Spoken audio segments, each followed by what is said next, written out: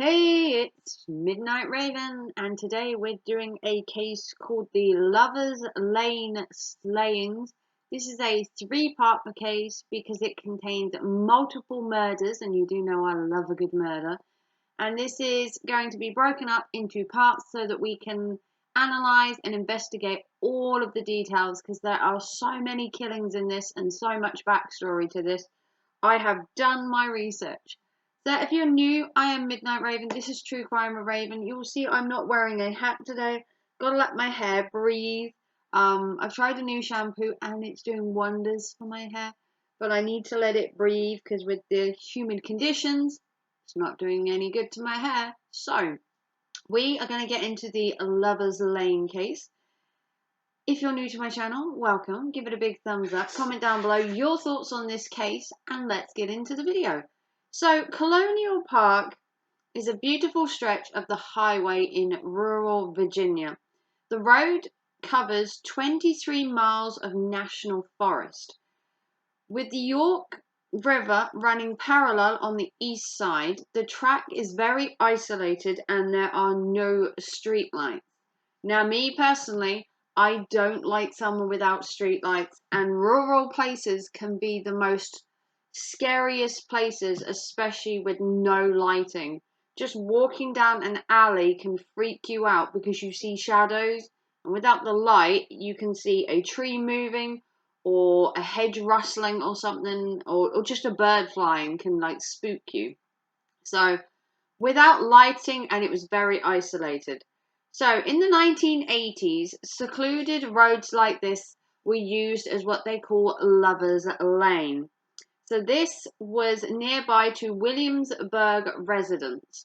So Lovers Lane is a little area where teenagers go to be promiscuous in couples, basically. You get my meaning. I can't get demonetized, okay?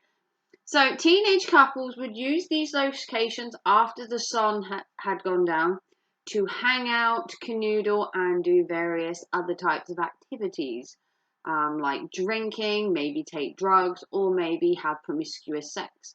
You know, that kind of thing. So, however, the isolated place would prove deadly to couples who dared to go there.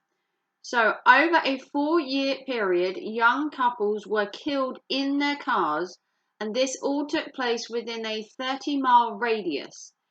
Each crime was committed on either weekends or during holidays, and committed late at night, where these couples would go to a movie, go to dinner, and then they would go to this little Lovers Lane hangout. So, in October 1986, Kathleen Thomas and Rebecca Dowski were both killed on the eastern side of the parkway. Both had been strangled and had their throats cut. Their wrists had also some type of markings on, so whether there was a sign of a struggle, but there were no sexual assaults on either of the women.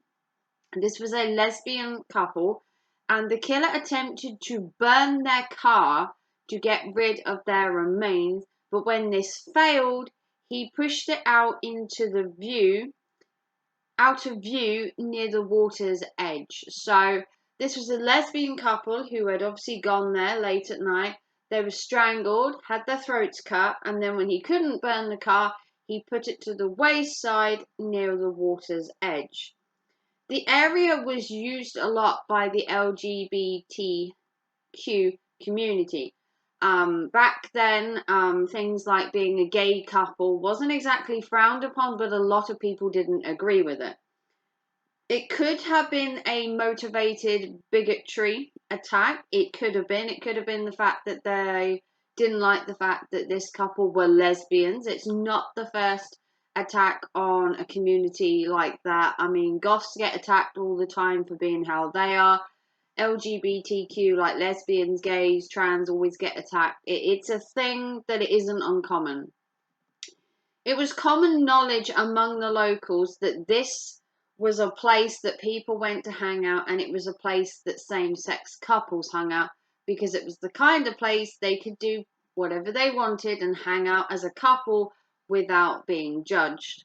So, Was it a coincidence the victims of the first attack were lesbians? It could have been. It could have been an isolated incident, or it could have been they were targeted.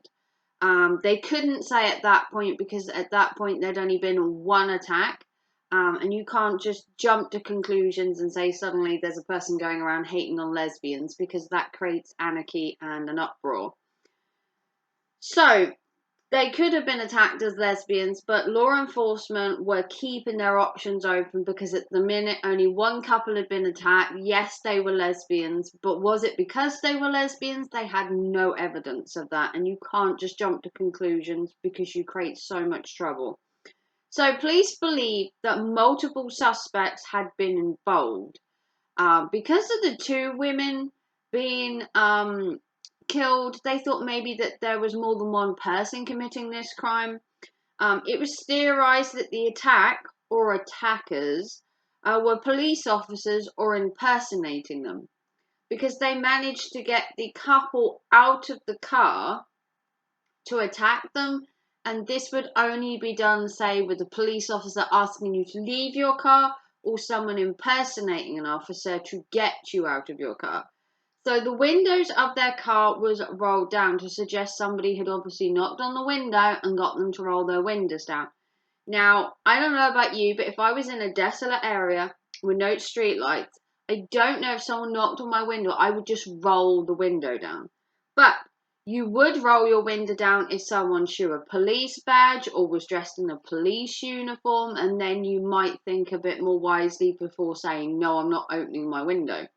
So the window was rolled down, and this looked like it was voluntary done. It didn't look like there was any struggle or anything. So whoever had come up to the window had managed to get them to open the window. This implied that the women were escorted by some sort of authority figure, whether that was a police officer or a serial killer. Once they rolled down the window, they were threatened and they got out of the car, probably by the assailant getting them out of the car, because then it's easier to stop them escaping if they're not in a vehicle, because if they run, he can at least go after one person. So it's better to a serial killer to have one victim than none. Not that I'm a serial killer fanatic, although I am, but most serial killers, if they set out to kill somebody, they will prefer one person to none at all. If they were to both escape, a serial killer can become even more dangerous. So obviously someone got them to roll down their window, and the idea was raised again in the next killing that we're going to talk about in part 2, that David Knobling, and I know you're going to laugh his name, because me too, David Knobling, I'm going to get demonetized, and Robin Edwards were two of the next victims. But why? Were they connected to this couple? Was it a separate incident? Was it another, if you want to call it, crime of passion? Was it another targeted lesbian group? Or were they just random people in the wrong place at the wrong time? Which seems to be a serial killer motive. Most people get killed by serial killers are in the wrong place at the wrong time, and they just happen to be there at the time that the serial killer wants to kill somebody. Most serial killers don't necessarily plan out their attacks on unsuspecting victims. They usually are called chance by killings. They will sit in an area, they may wait for a while, and then they will strike. They don't necessarily map out where they're going, who they're killing, the reasons why. Serial killers are very, very muddled, and some are more organized than others. So was this an attack on a lesbian couple targeted? We don't know that yet, and we're going to have to check out part 2 to find out what happened to David Knobling and Robin Edwards, who was the next couple. So if you like True Crime with Raven, give it a big thumbs up. We're splitting this into 3 parts because there are multiple killings in this, and we need to explore every detail to find out whether this was an attack on a lesbian, whether it's an isolated incident, or whether all these cases are connected. So join me in part 2. This is True Crime with Raven. Give it a big thumbs up on your way out. Comment down below your thoughts on the case. And I will see you tomorrow for part 2. Take care and thanks for watching. Bye guys.